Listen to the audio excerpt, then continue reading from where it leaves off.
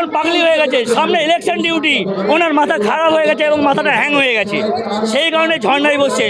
1,500 টাকা করে দিচ্ছে, তার জন্য আমরা স্বামীরা রাগ করে পার যাচ্ছে, 12 ঘন্টা কাজ করতে হচ্ছে তাদেরকে। যাদের এত বেশি আছে তাদেরই দিচ্ছে, যাদের ঘর বাড়ি ভেঙে যাচ্ছে তাদের নেই।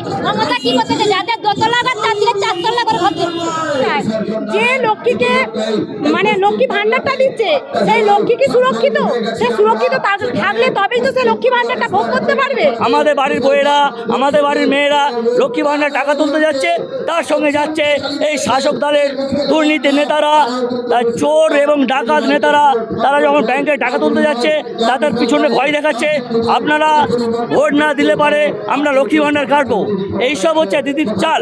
শুধু নিজের পরিবার, নিজের মানে ভাই ভাইবোনের কথা ভাবছে, রাজ্যের সাধারণ মানুষের কথা একটাও ভাবেনি। তিনি কি করছে সেই পার্থকে আবার কোর কমিটিতে তিনি নিয়েছেন। আর হচ্ছে এই সরকার শুধু ভাতা ভিক্ষা দিয়ে রাজ্যটাকে ভরিয়ে দিয়েছে। 1,500 টাকায় একটা যুবককে দিচ্ছে শুধু নেশা করার জন্য। ভাবুন, পার্থ চট্টোপাধ্যায় 26,000 মানুষের চাকরি খেয়েছে, বেকার যুবতীদের চাকরি খেয়েছে।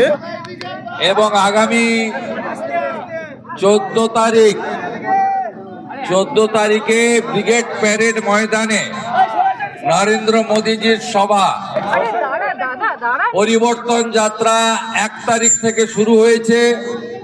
মাঝে দোল পূর্ণিমা, হোলির জন্য আমরা 2 দিন বিরাম দিয়েছিলাম।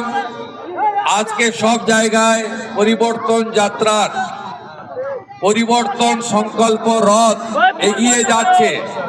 যেভাবে আপামর জনগণ রাস্তায় নেমেছেন, তাতে তোষণবাজ, দুর্নীতিগ্রস্ত তৃণমূল কংগ্রেস সরকারকে মূল সহ উপড়ে ফেলার শপথ আপনাদের নিতে হবে। আপনারা নিশ্চয়ই শ্যামপুরে মা দুর্গার মূর্তি ভাঙার কথা ভুলে যাননি, তাই তো? মনে আছে তো? চাকরি চুরি মনে আছে? পার্থর বাড়ি থেকে 51 কোটি মনে আছে? এবারে বিসর্জন দিতে হবে। 26-এর নির্বাচন বাঁচতে চাই, বাঁচতে চাই, বাঁচতে চাই। ভারত মাতা কি জয়, জয় শ্রীরাম। শ্যামপুরের মূল সভাতে যাচ্ছি, ওখানে কথা হবে। এখানে স্বাগত সভা খুব ভালো হয়েছে, আমি লাইভে দেখেছি। আমাকে উমেশ রায় এবং সুরেশ সাউ জানিয়েছেন আজকে রাজ্যসভার নমিনেশন ছিল। আমাদের প্রাক্তন সভাপতি রাহুল সিনহা নমিনেশন করেছেন, সেই কারণে আমি এখানে পৌঁছাতে আমার দেরি হয়েছে। আমি ক্ষমা প্রার্থী। আগামী দিনে দেখা হবে। বিধানসভায় প্রার্থী ঘোষণা হোক, 1 বার নয় 3 বার আসবো। বাগনানে একটা গুন্ডা এমএলএ আছে, তো বড় বড় কথা বলি, ওটাকেও হারাবো। আর শ্যামপুর তো নেবই, শ্যামপুর তো নেবই, শ্যামপুর তো নেবই, শ্যামপুর নেবই। পাল্টাবেন তো? পাল্টাবেন, পাল্টাবেন, পাল্টাবেন, পাল্টাবেন তো? পাল্টাবেন তো? পাল্টাবেন তো? পাল্টাবেন তো? জামাতের শাসন থেকে বাংলা বাঁচাবো। ঘরে ঘরে চাকরি, হাতে কাজ, পেটে ভাত, মাথায় ছাদ, 3 লাখের বাড়ি, প্রত্যেক মহিলার অ্যাকাউন্টে 3,000 টাকা। ভারতীয়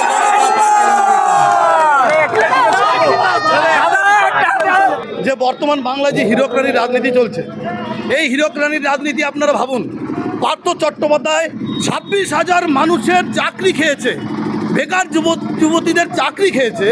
আজকে সেই চাকরির ক্ষেত্রে আপনারা একটা জিনিস ভাবুন, তাদের সংসার ভেঙে গেছে, কত মানুষ মরে গেছে।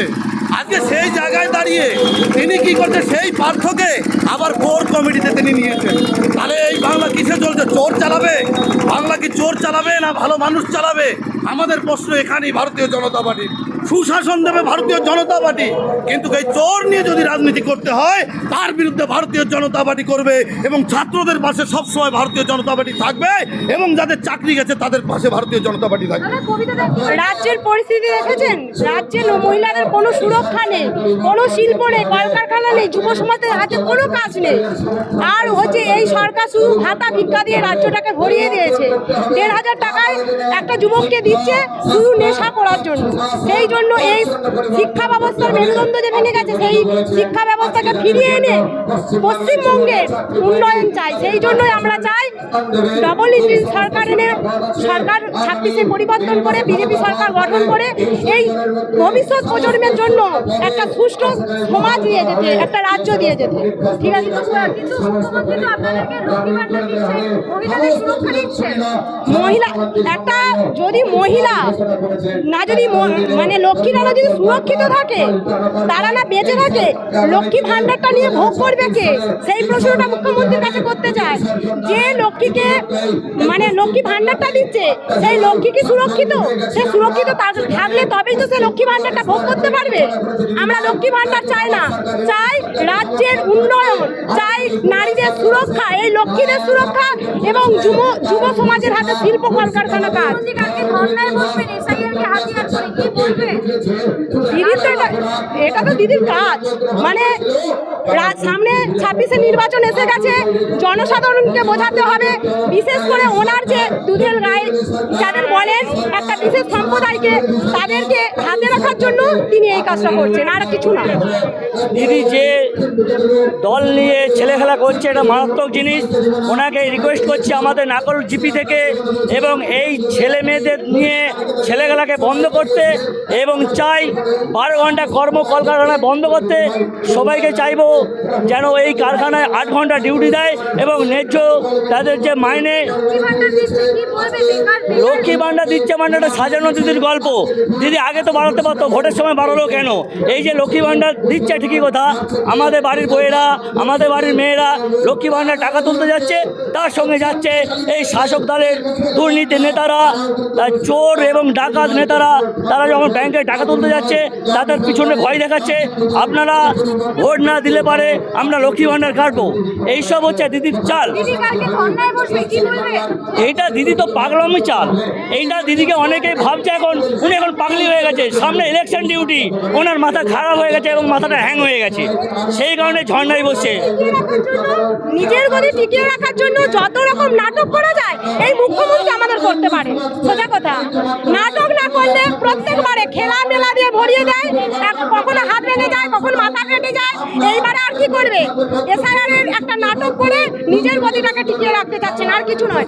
শুধু নিজের পরিবার, নিজের মানে ভাই ভাইপোদের কথা ভাবছে, রাজ্যের সাধারণ মানুষের কথা একটাও ভাবেনি। সেই জন্য এই মুখ্যমন্ত্রী, এই কোম্পানির আমরা অবশ্যই পতন চাই। অকারণে নাটক করছে, আর কিছু নয়। উনি সব কিছুই জানেন। উনি 2005 সালে মানে সংসদে গিয়ে পেপার ছুঁড়ে এসেছিল। কেন ছুঁড়েছিল? বাংলাদেশের দিকে তাড়ানোর জন্য। তাহলে উনি আজকে ধর্নায় বসছেন কেন? উনি তো মহিলাদের সুরক্ষা দিতে পারছে না, অথচ লক্ষ্মী ভাণ্ডার দিচ্ছে, বেকার যুবকদেরকে বেকার ভাতা দিচ্ছে। বেকার যুবকদেরকে বেকার ভাতা কতদিন আগে এই স্কিম বেরিয়েছিল, তাহলে সেইটাকে আজকে রিপিট করার কি প্রয়োজন ছিল? তাহলে এতদিন এই ভাতাটা বন্ধ ছিল কেন? এই প্রশ্নের ওই মুখ্যমন্ত্রী জবাব দিতে পারবে? উনি নাটক করছে, বাংলার মানুষকে বোকা বানাচ্ছে। আর একটা কথা বলছি যে শ্যামপুর থানার আমাদের বিধায়ক 20 বছরের নতুন করে কোনো একটা হসপিটাল নেই, নতুন করে কোনো একটা হাই স্কুল নেই, নতুন করে কোনো একটা ব্রিজ নেই, কোনো কিছু করেনি। খালি করেছে কি না ছোটোখাটো নেতাদের পকেট ভরিয়েছে আর ব্যবসা চালিয়েছে, শুধু ব্যবসা চালিয়েছে। ঠিক আছে, ভাটায় গিয়ে টাকা তুলছে, স্কুলে গিয়ে দালালি খাচ্ছে, আমাদের খেঁচুরি স্কুলে আইডিএসের টাকা ভাগ নিচ্ছে, লুট করছে। কোনো আমাদের শ্যামপুর থানার নিচস্থলের যে শাসক দলের যে টিএমসি নেতারা আছে ওনারা চাচ্ছে আমাদের দুটো পকেট ভরুক, আর শ্যামপুর থেকে আপনার নুনটিয়া অবধি আমাদের যে খাল আছে সেই খাল ভরে ওনারা বলছেন কি যে আমাদের পকেট ভরো, খালের উপরে দোকান করো, আমাদের পকেট ভরো, খালের উপরে দোকান করো। সেই কারণে আজকে আমাদের শ্যামপুর থানা যারা কৃষক, যারা ধান চাষ করে খায়, তারা আজকে কোনোরকমভাবে চাষ করে খেতে পারছে না। এই করে বলছি আমাদের এই সরকার দরকার নেই, সরকার বদল চাই। শিক্ষা শেষ, কলেজে কোনো ছাত্র নেই। আগে কলেজে ছাত্র, এখন একবারে নেই। আর বিশেষ করে শ্যামপুর থানা শিক্ষায় 1 নম্বর ছিল, আজকে একবারে 10 কেন 90% জায়গায় ঘুষে পড়ে গেছে। একজন হাওড়া জেলার নয়, পশ্চিমবঙ্গে 17 রোল করেছিল আমার ধর্মতলা গ্রামে বাসুদেবপুরে। সে ডি গ্রুপে চাকরি পায়নি, প্রাইমারিতে চাকরি পায়নি, কিন্তু রেলে চাকরি দিতেই পেয়েছে। 17 রোল করেছিল পশ্চিমবঙ্গের মধ্যে, এত বড় ঘুষ করার নেই। আর আমাদের ওখানে ধরা পড়ে গেছে, চাকরি চলে গেছে। আর ভাতার কথা রাখুন, আমাদের তো মধ্যপ্রদেশে দেয়, আমাদের দিল্লি দেয়, আমাদের বেশি পরিমাণে 5,000 1 লাখ টাকা করে দেয়, উড়িষ্যায় দেয়। বহেনজি প্রকল্প আছে আমাদের মধ্যপ্রদেশে, এখনো আছে। উনি তো ওইগুলো দেখে শিখেছেন। দলটা টিএমসি নয়, টিএমসি দলটাও চুরি করা। টিএমসি মানে তামিল মালিলা কংগ্রেস, এটা তামিলনাড়ুতে ছিল, ওইটা ধার করে টিএমসি দিয়েছে। সবটাই চুরি। আর এবার থাকতে পারবে না, আমি পরিষ্কার বলছি আপনাকে দায়িত্বের সঙ্গে, এবার থাকতে পারবে না। শাম্পুতলা জিতবে জিতবে জিতবে। 1,000 টাকা করে দিচ্ছে, তার জন্য আমার স্বামীরা রাগ করে পার যাচ্ছে। 12 ঘন্টা কাজ করতে হচ্ছে তাদেরকে। 1,500 দেওয়া না, তার জন্য 12 ঘন্টা কাজ করতে হচ্ছে। আপনি লক্ষ্মী ভান্ডার পান? হ্যাঁ, ওটা দিচ্ছে কেন? ওইটা দিয়ে বন্ধ কর দিয়ে সব জিনিসের দাম কমা, গরিব দুঃখীরা বাঁচবে। তা না করে মানুষকে, বাচ্চারা জুতো পরতে পারেনি, জুতো দিচ্ছে, বড় বড় জামা দিচ্ছে। এসব দিয়ে আর কি দরকার? সব বাজারের দাম কমিয়ে দিক, দিয়ে মানুষরা গরিব দুঃখীরা বাঁচবে। লোক খেতে পায়নি, লোক তো খেতে পায়নি, হাহার করতে আজকে 10 বছরের মেয়ে স্কুল থেকে তুলে নিয়ে চলে যাচ্ছে। কেন এগুলো হচ্ছে? তার প্রতিবাদ নেই।